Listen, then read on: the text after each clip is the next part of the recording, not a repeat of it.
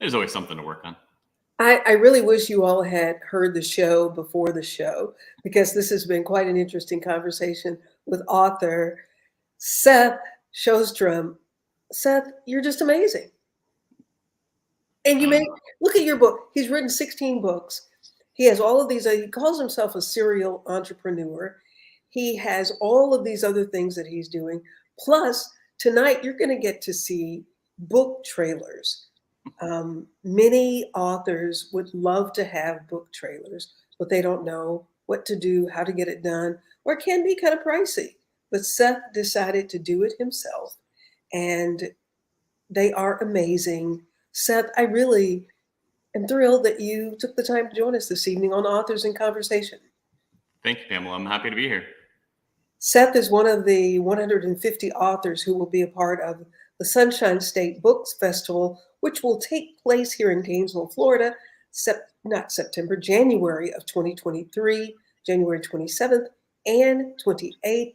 We thought it would be great to give you an opportunity to meet these authors and hear and see the people behind the pages of the books.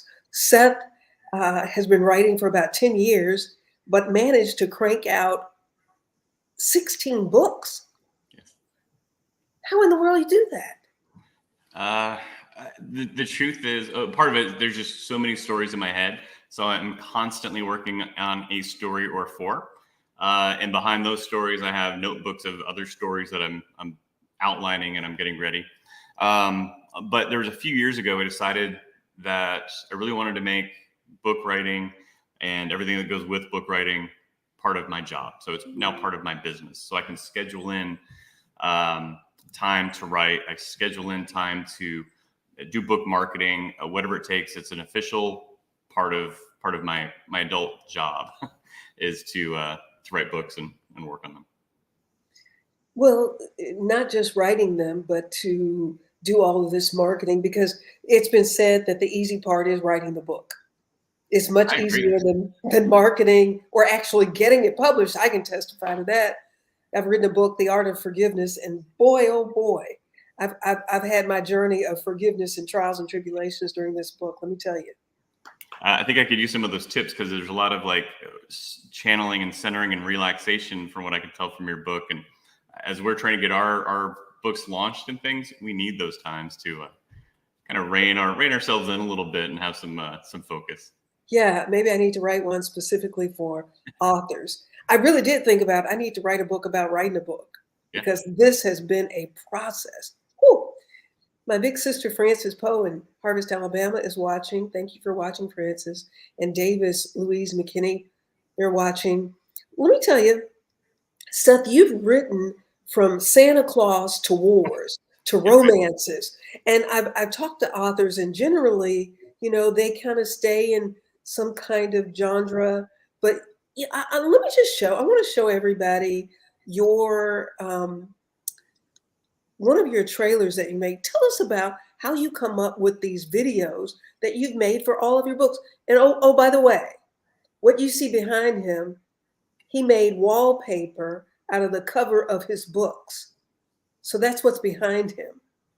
A digital wallpaper, to be clear, it's not actually on my wall. My wife wouldn't tolerate that. But digitally, for things like this, there's a digital wallpaper. Yes. Well, that's so cool. Thank you. So tell me about the trailers that you've built, that you've created, the videos. You're a healthcare guy. How did you end up making videos? How did you end up writing books and and making trailers? Yeah, well, even in healthcare, marketing has always been part of my mindset. It's how I think about things. Um, so I was launching books, it's not as easy as you mentioned. Writing the book, getting it out on Amazon or in the bookshelves, and then poof, it's just they sell themselves. And clearly, Right. they don't. There's a lot of elbow grease you got to put out there to get your name out there and get your books out there.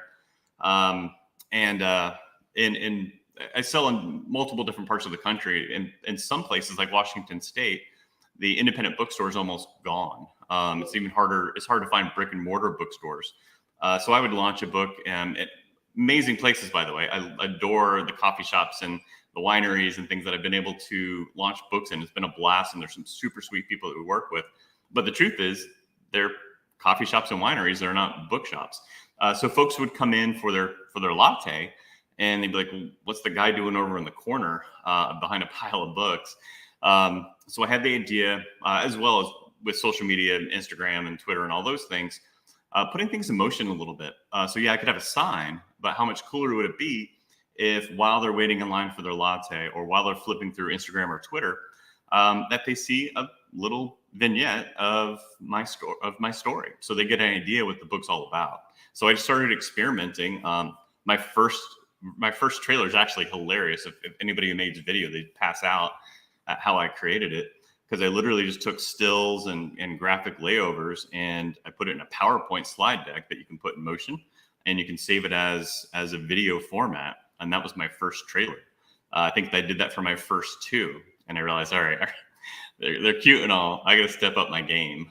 So that's when I started making much better quality video trailers, and hopefully folks out there like what I've done. Did you go back and redo those after you learned more? I redid a couple. Yes. Yeah. The quality difference from one versus the other, it just bugged me.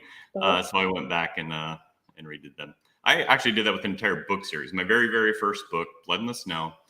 It got launched. It was, I had some fair success with it. As a lot of new authors do, I was really dumb, and I ordered a huge stock of them for myself that filled up a garage. And it got to a point where some of the feedback I was getting from reviews and things, even though I had it edited, there was enough snafus in there that it kind of bugged me, because it's my name, it's my product.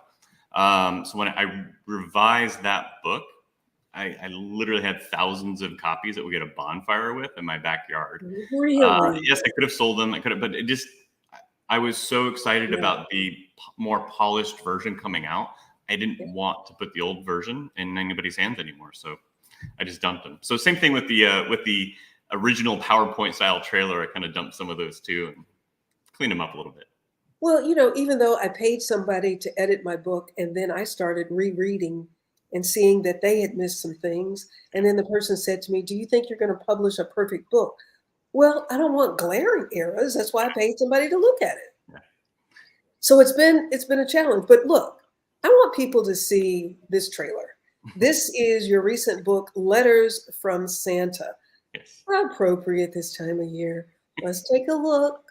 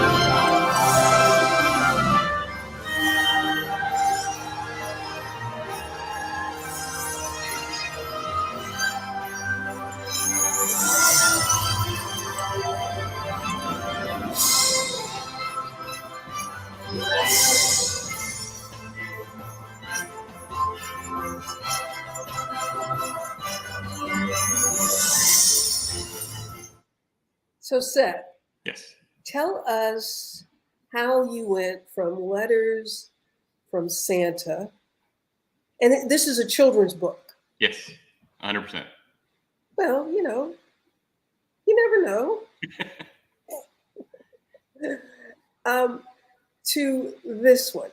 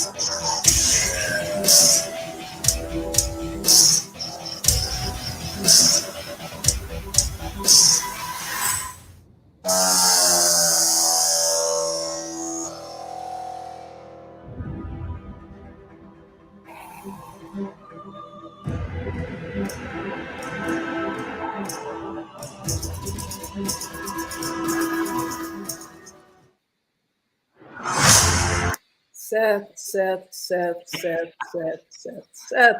Yes, ma'am. How do you go from the elves and Santa Claus to shoot 'em up, bang, bang, bang? Yeah. So here's the truth, right? I bill myself as a thriller writer, but I can't write my thrillers during the holidays. I'm a huge holiday nerd. Anybody who knows me knows, with all due respect, don't think less of me. I'm a huge like Hallmark and American Family style cheesy Christmas movie kind of guy. I just want sweet. I want sweet and I want nice during the holidays. So Patriot X, Penance, my thrillers, I can't write them. As soon as Thanksgiving comes and the tree goes up, I can't write my thrillers anymore. But I still want to write. I still have ideas. I still have all this passion. So I started writing holiday romances. In fact, the first one came by as almost a cathartic mistake. Unfortunately, I was going through divorce, and my son at the time was 3, and it dawned on me, I'm like, oh my gosh, I'm gonna have Christmases without my son, and I was just a tearful mess on the floor. And the song came on, and then all of a sudden, this story just flashed out of me, and it completely changed my mindset on the journey that we were all going through, including making sure that I remained friends with my ex-wife, and so we could all get along, and because that's really what it was about the people and not our own internal stuff. Anyways, that's how I wrote my first Christmas romance, was this catharsis that just kind of came out of me. And I'm like, you know what? I kind of enjoyed it. So I started writing some sort of holiday book every year. And I believe my children's books, at least I wrote a couple of them on this one season where I had a truncated Christmas writing season. So I really didn't have time for a full novel, but I had some stories that were trying to bubble out of me. And that's when I started writing some Christmas stories. So my children's stories, there are 4. The first one just came out this year. One's currently being illustrated. Each one takes on a persona of one of our children. So the first one was our oldest, so that one's the one that got launched this year. Huh. And you just switch it on and off? Yeah, yes, I do. I mean, like, for example, I'm a huge Halloween guy. So we'll decorate for Halloween. We'll watch nothing but scary movies in the month of October. And then as soon as Halloween comes and goes, I want like family and pumpkin pie and, pumpkin patches and friendly, nice stuff. So for me, it's setting and mood based. I'll make playlists that match what I'm writing at the time, so that all of my mind kind of goes in with the setting and the characters and the storyline that I'm working on. My mom laughs at me because she's probably my biggest fan, and she's usually the first one now outside my wife to read my books. And after some of the Patriot X stories and the Penance stories, she's just like, oh man, there's Seth. I like the book. I like the characters, but there's a lot of body count going on there.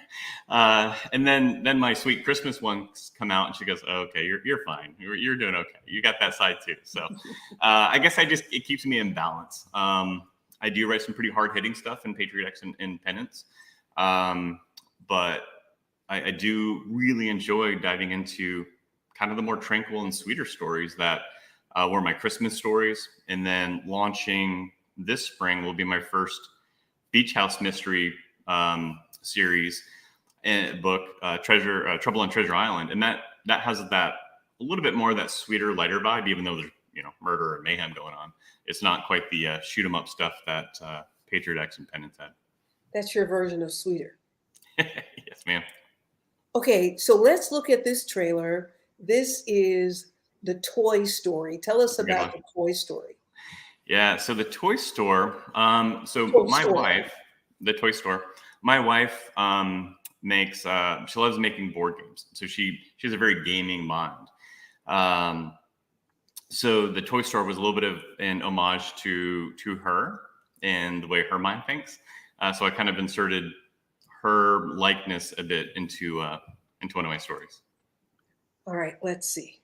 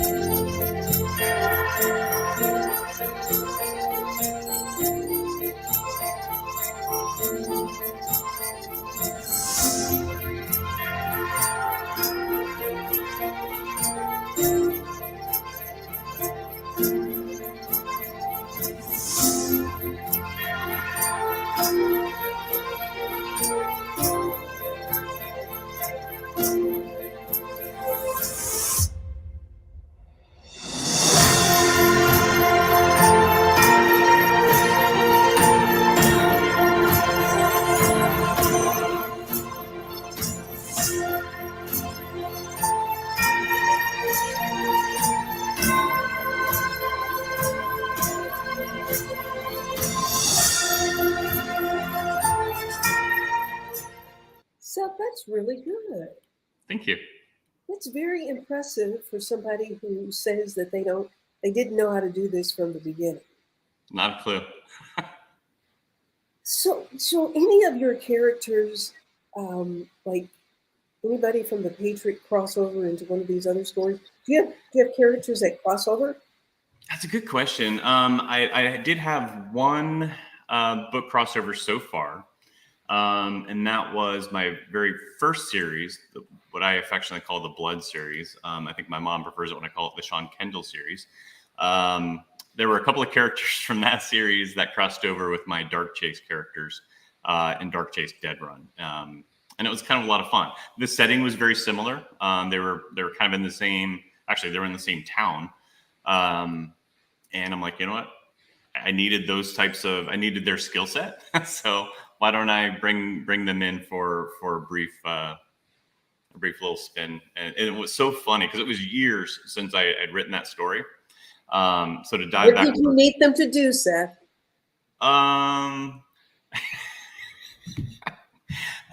They needed to. I'll just say they needed to track and capture or eliminate certain subjects so that they didn't hurt other people.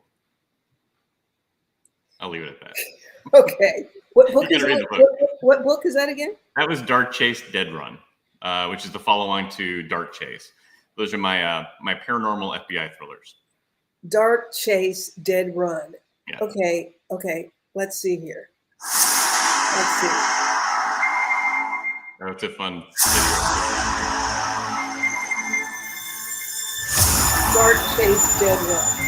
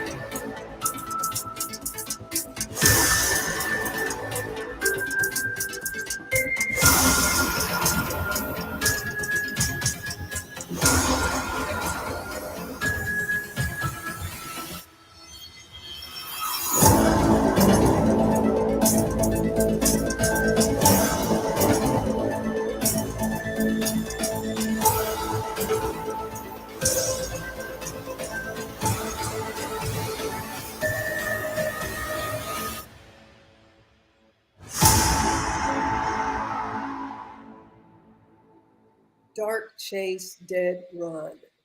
Seth, you do you know any of these people in the videos? No. Where do you get the people?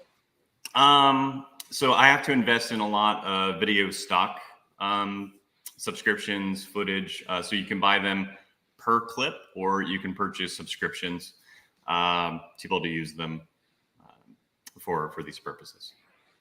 Well, that's really fascinating the way you're putting all this together. And you're in healthcare. How do you go from healthcare to writing books and then writing all these different kinds of books? Yeah. Books. Well, I like to kid, and it's probably only so much kidding. I try to use ADHD with very channeled and purposeful energy for good, and that's how I do these things. Yeah, it's I also I think it's part of the entrepreneurial spirit. It's part of the I think inquisitive nature of the challenge of ADHD, because I'm always looking at what shiny thing kind of moves. But it's also wanting to solve the problems. And to be quite frank, getting these things out, marketing a book, it's insanely expensive, especially if you really want to do it right and you really want to do it as a profession. So I probably, while it's expensive upfront to invest in some of the software and things to get my knowledge spun up a little bit, it probably is cost savings over the long run as opposed to hiring it out. And then the other part is, it is kind of like my books. It's my vision, right? So I want to make sure I capture my vision. And I think I might be slightly put off if somebody made a trailer that didn't fit kind of the characters don't have to look exactly alike or anything like that, but they at least have the vibe that I was trying to go for. And it's more in like how they carry themselves and that sort of thing. I only have one character that had to have any distinct like physical features. Other than that, I kind of didn't care what they were, but I had to have one character that had very distinct red hair, and that's in the Patriot X series. And the folks who read that one understand why. One of my favorite characters of all time, and it's not even a lead character. But no, it's just a matter of solving these problems and trying to come up with solutions to get people to know who I am. I've written a lot of books, but doesn't mean I've had a ton of readers. So it's that fight that what's fun is those that have, like I've had with Penance. I got a call, random email out of the blue. Somebody looked me up and it happened to be in the same state. And they're like, my father read Penance and he really liked it. And his birthday's coming up. And well, we were wondering if you would come to his birthday party. I'm like, what? So the fact that somebody liked my book enough that they wanted to meet the author like that. And Penance Unredeemable hadn't come out yet, but it was, I had the advanced reader copy. So I was able to go and attend, and it was really cool. It was a great experience.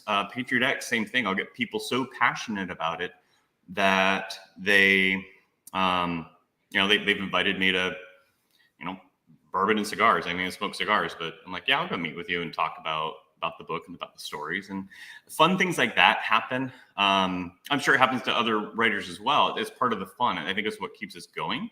Mm-hmm. It's what keeps us creating. It's what keeps us grinding, because it is a grind. Are those experiences? I'll have guys walk by and they're like, my mom read The Tree Farm and she bawled. I'm like, she did? Awesome. Because as a writer, it means I affected them. I want that. I had a very sweet lady at one of my book signings. She took Blood in the Snow, and she's a very sweet lady. She kind of smiles as she comes up. I think she wanted a copy of Finding Christmas, which is very sweet. And she flings Blood in the Snow at me. I'm like, what? Flings it at you as in? She threw the book at me. Why? Well, I asked her, I'm like, well, what was that for? She's like, the bear. I'm like, oh, it's a bear, right?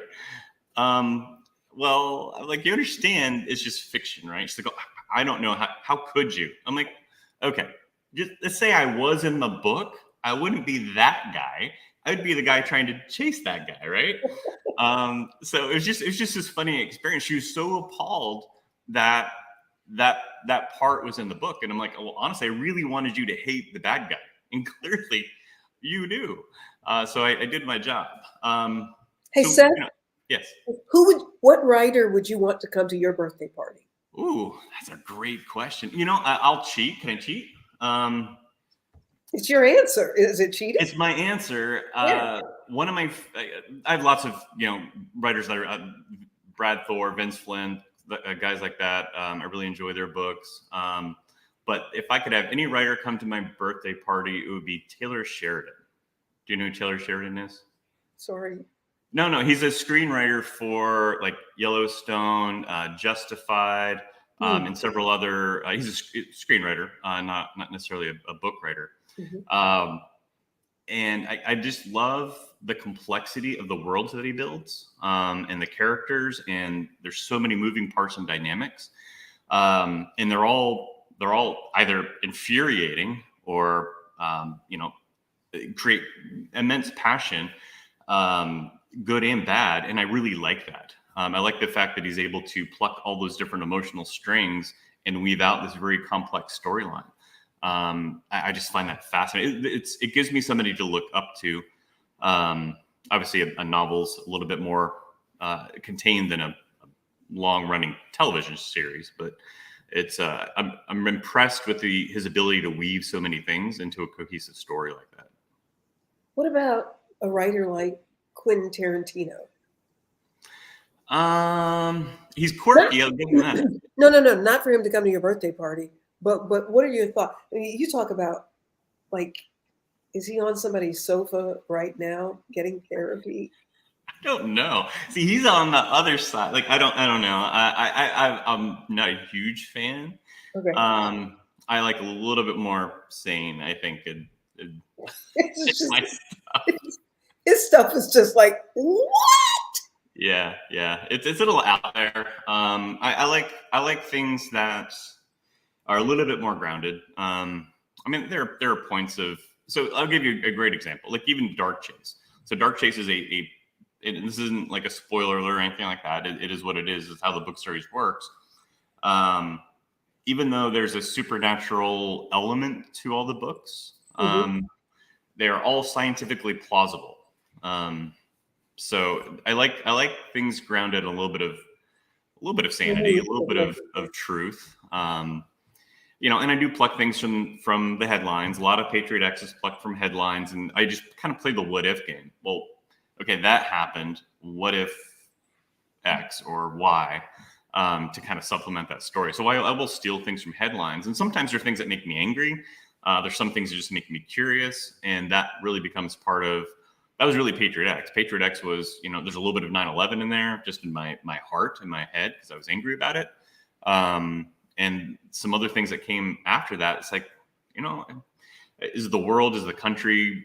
There are pieces of it that I'm sure they infuriate everybody, regardless of whether Republican, Democrat, Independent, abstain from all of it. There's so much going on in the world that can be frustrating. So in my world, I'm like, okay, what if I can reel some of those frustrating things in, or at least if I can't rein it in because it's been done, can in my little imagination and world, can I right some wrongs? Can I get some justice out of the bad things that have happened?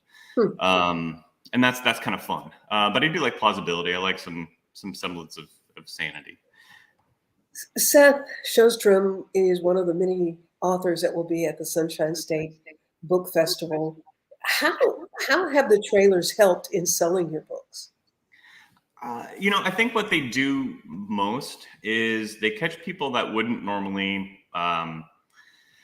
one, who either didn't know me from anybody, who wouldn't maybe normally dip into my genre of book, where the trailers pique their interest enough. They're like, you know what, I do want to pick that one up. I do want to try that one out.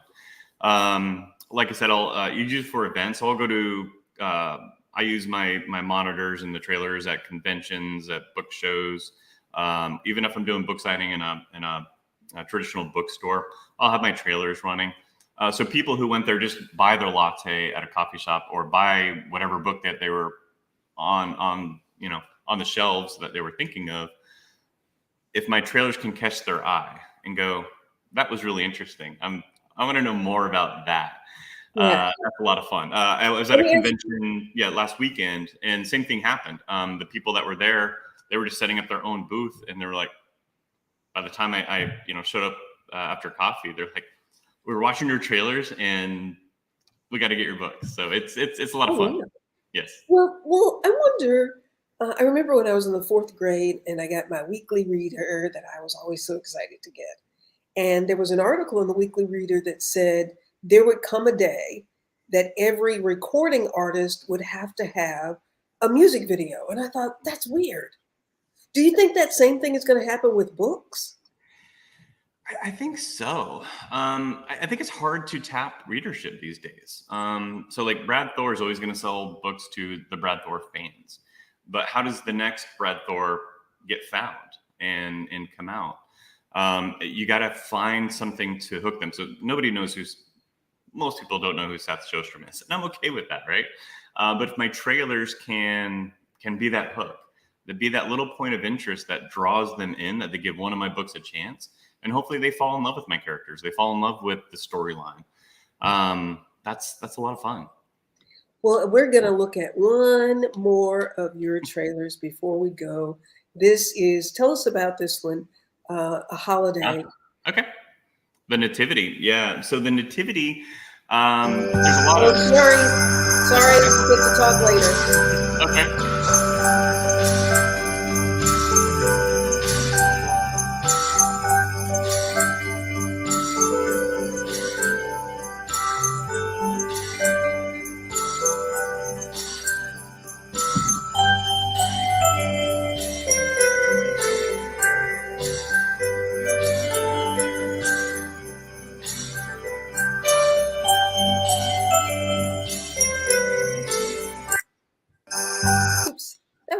nice, Seth. I thought I would Thank you. leave our viewers on a softer note so that they can go to sleep tonight. Probably better than Dark Chase trailers, I suppose. Or blood and So then, whatever. yeah, the nativity. So the nativity is a little bit about, and it's been going on for about a decade or so. The kind of cancel Christmas culture. Pardon me, or take take the base part of the religion of Christmas out of Christmas and just make it a store and Santa Claus event. Well, I'm obviously not opposed to Santa Claus. I love Santa Claus and elves and the stories. Why? Because it's all about giving and loving and taking care of not just yourselves and your family, but community. Mm-hmm. Love that. I think when I wrote the Nativity, there's a lot of things like churches and things not being able to have their nativity displays up, or you can't go into a store and say Merry Christmas anymore. Things like that. And this kind of bugs me.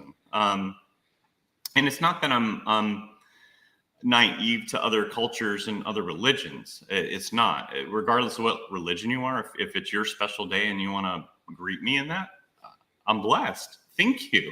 I don't care whether you go to the same church I do or think the same way I do, just that you're including me in yours. That's okay. So anyways, that's kind of where the nativity came from. Is just I like to try to set people's minds a little bit, a little reset with some of the stories. It's like, okay, am I looking at all the big picture of it, or was I just taking one tiny little slant? I'm gonna try to do the same thing as a writer, because sometimes if I'm impassioned about a subject, I can go down the wrong side too. So before I write, I'll look at all aspects. I'll look at what other people are saying on either side, Mm-hmm. so that it can kind of weave some of their good points in as well.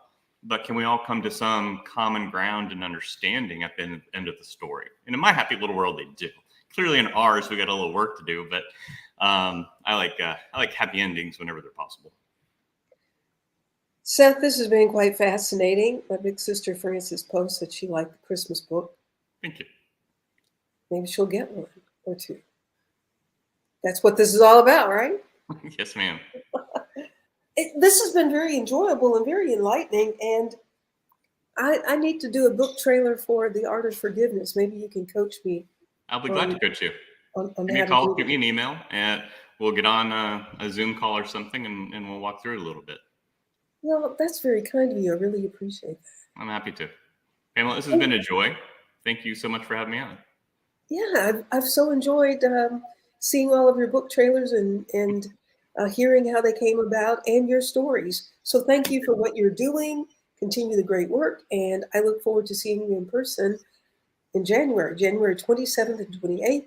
By the way, the 27th is kind of a meet and greet so that you can get to talk to the authors minus the books. And then the next day you get to come and they will be all set up with their books and you can continue conversations and make your purchases. It is the Writers Alliance of Gainesville's effort to bring readers and writers together at the Sunshine State Book Festival, January 27th and 28th at Trinity United Methodist Church here in Gainesville. Everybody, I really appreciate you all watching and staying with us. We've had some consistent viewers who stayed with us for the whole show. I really appreciate that very much. And I hope you all will like and share. If you're watching on LinkedIn, please share.